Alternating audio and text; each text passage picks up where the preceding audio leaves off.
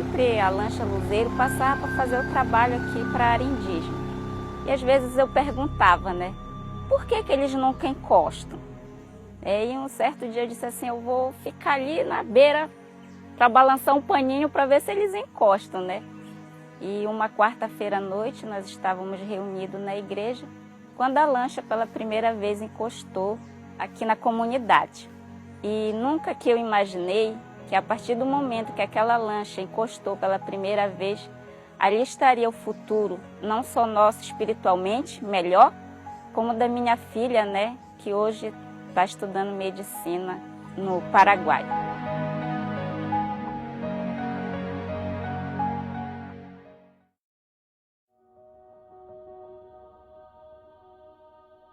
Eu cresci numa família que me educou para que eu fosse uma mulher bem-sucedida, que não dependesse de homens. E o meu desejo sempre foi ter fama, dinheiro, status e poder. Dentro da minha casa eu nunca tive nenhuma orientação religiosa. Então os problemas familiares eram tantos, e problemas familiares de uma carga de vida e não de uma semana, que um determinado dia eu resolvi que eu precisava de um tempo para mim. E eu montei toda uma parafernália para eu poder ficar bastante tempo no parque e depois eu resolvi ler. E aí eu peguei a Bíblia que eu havia levado. Aquele livro chamou a atenção de 3 rapazes que estavam passando ali naquele momento. Eles passaram na minha frente, só que um deles voltou. E ele virou para mim, interrompeu minha leitura e falou assim, olá, muito prazer, meu nome é Neto. Ele falou, você não quer ir ali estudar com os meus amigos? Mas assim, na minha mente, eu tava pensando assim, que chaveco mais estranho convidar para ler a Bíblia. Isso eu nunca tinha ouvido. E aí, muito ressabiada, eu levantei com metade do meu acampamento. Não levei tudo. E eles me falaram quem era Jesus naquele dia. E eu não sabia exatamente quem ele era, mas eles me apresentaram Jesus de uma forma tão linda, tão amorosa. E depois daquele dia, foi um alvoroço na minha vida. Então, eu tinha acabado de entrar na igreja. E eu tinha acabado de conhecer Jesus e me apaixonado por ele. E o mais incrível de tudo é que eu fiquei sabendo de uma missão que ia acontecer na África. Então, eu fui para a missão. E 11 dias depois chegou um médico, que era um menino novo, né? Quando eu me formei em medicina, eu fui morar na cidade dos meus pais, Nova Chavantina, Mato Grosso. Cidade pequena, e lá você acaba sendo um clínico geral que exerce todas as frentes da área médica. Então ele não era só um médico, ele era um amigo. E isso marcou muito a presença dele em Nova Chavantina.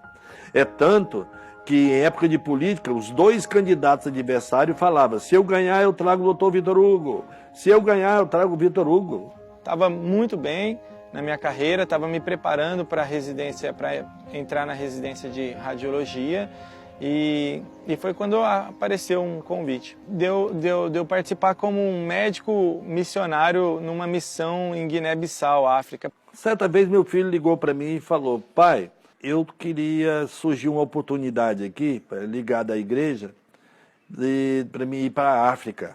Eu nem deixei ele terminar. Falei, não vai não. Lá mata de facão, você não vai não, cara. Esse convite veio num momento muito peculiar da minha vida, assim, eu estava vivendo um contexto de divórcio, de muita culpa, de terapia psicológica, a sensação que eu tinha ganho muito bem, muito dinheiro, status, reconhecimento, estava próximo de realizar sonhos profissionais, mas um vazio muito grande, sendo que desde pequeno meu sonho era fazer missão, conhecer a África, e eu aceitei fazer a missão. Como que alguém nasceu na igreja e conseguia abandonar a igreja e viver sem Jesus? Como era possível? E o Vitor estava nessa situação, e ele foi para a missão assim.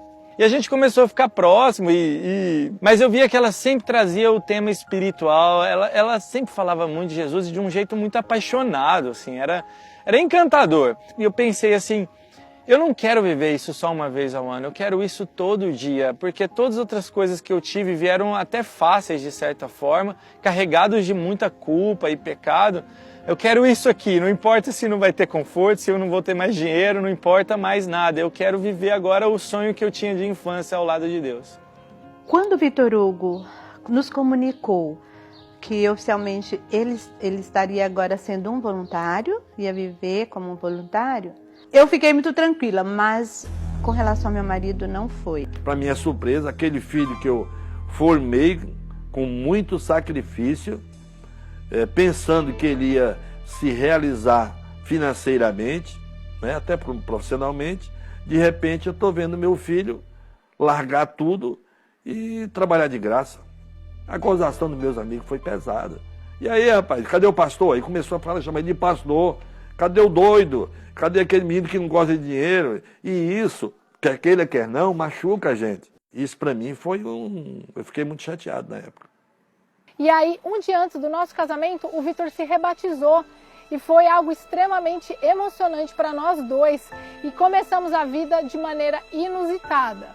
Num lugar onde a gente não tinha água encanada, não tinha energia elétrica constante. E as pessoas eram muito diferentes. E o meu primeiro ano de missão no campo missionário ali, já foi a lua de mel. A gente foi para uma comunidade que tinha energia, mas não tinha água encanada. Uma casinha de madeira com teto de palha de dois cômodos, de frente para uma bacia do rio Andirá, ali no interior da cidade de Barreirinha. É uma divisa entre Amazonas e Pará, lugar paradisíaco.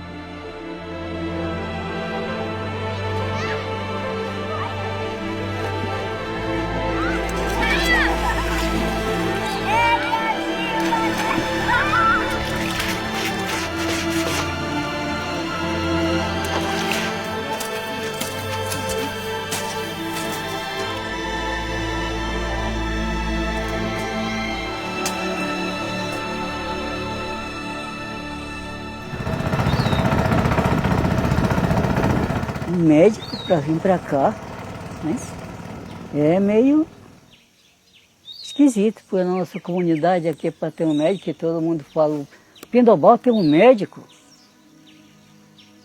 Tem médico que tem lá no Pindobal? Doutor Vitor. Quem é esse doutor Vitor? Vieram lá de fora. Deus mandou ele para cá.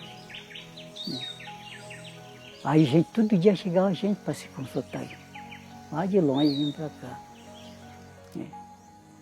E tem uma advogada. Quem é essa advogada? É a esposa do doutor Vitor também. Tipo assim, a gente se sentia abandonado, né? E quando eles chegaram, que Deus enviou eles, eu disse assim, nossa, a Bíblia diz que nós devemos acolher essas pessoas como se fossem da família, né? E foi o que a gente fez aqui na comunidade. Nós nos apaixonamos tanto por aquela comunidade que a gente queria fazer algo por aquelas pessoas. Então nós resolvemos criar um projeto pessoal nosso, onde a gente auxilia jovens indígenas e ribeirinhos para estudar fora. E o mais incrível de tudo é que nós temos 4 conosco, morando com a gente, que são os nossos filhos de coração. Igor, Aldenilson, Maria e Tamile. O Vitor para mim, a Gabi é como uma mãe que eu nunca tive e um pai que eu nunca tive também, que eles são muito próximos, conversam com a gente, tem um momento em família que eu não tinha com meus pais porque ficava sempre fora, trabalhava o dia inteiro. Sou grato a Deus até hoje porque eles cruzaram o meu caminho. Porque sem eles, talvez eu ainda estivesse em Barreirinha, provavelmente fora da igreja, porque eu já estava nesse caminho. Não sei o que seria de mim hoje.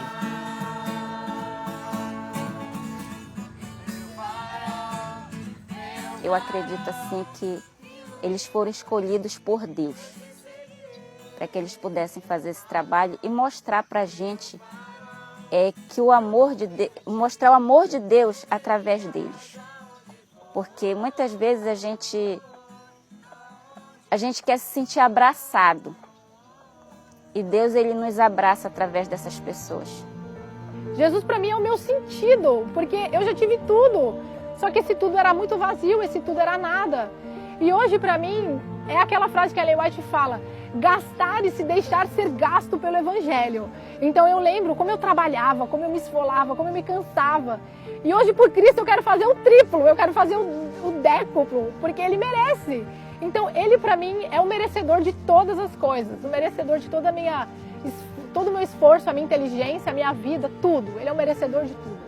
Paulo fala lá em 2 Coríntios, capítulo 6, verso 10, que não tendo nada, mas tendo tudo, sendo pobre, mas enriquecendo a muitos. Eu abri mão do mundo mas ele na verdade não era nada e hoje eu consigo enriquecê-los, não com o que eu tenho, mas com o reino de Deus. Hoje eu tenho orgulho do meu filho, muito, muito orgulho. E aquele, lembra que eu falei dos meus amigos que me gozavam, tudo? Todo mundo virou fã dele. Elogia meu filho. Aqui, num primeiro momento que eles criticavam, hoje eles perguntam, e o doutor Vitor, como é que tá? E aqueles meninos dele, como é que tá? Essa opção que o Vitor Hugo fez pelo trabalho tem trazido bênçãos para toda a família. E é como assim, como raios que vêm deles dois, mudando a vida devagarinho da família. A gente faz missão, a gente quer ser salvo, mas depois que você tem a certeza da salvação, você quer levar as pessoas que você ama. E sim, quando sua mãe já é cristã dentro de casa, você está tranquilo. O meu pai é a maior esperança. Eu já fiz um pacto com Deus. O dia que eu ver ele voltando, assim, ele entrando na igreja, se batizando, é a sensação de que acabou a minha missão. Eu posso morrer a qualquer hora, vai acontecer. Eu vou dar esse presente pro meu filho. Eu vou dar esse presente para minha família. Eu já passou da hora. Então eu estou me preparando para me ir para a igreja e ser feliz. Eu não quero voltar. E chegar lá, aí eu fui porque eu devia satisfação para minha família, que minha mulher, meus filhos. Não, eu estou indo, não estou indo por emoção. Eu estou indo por convicção.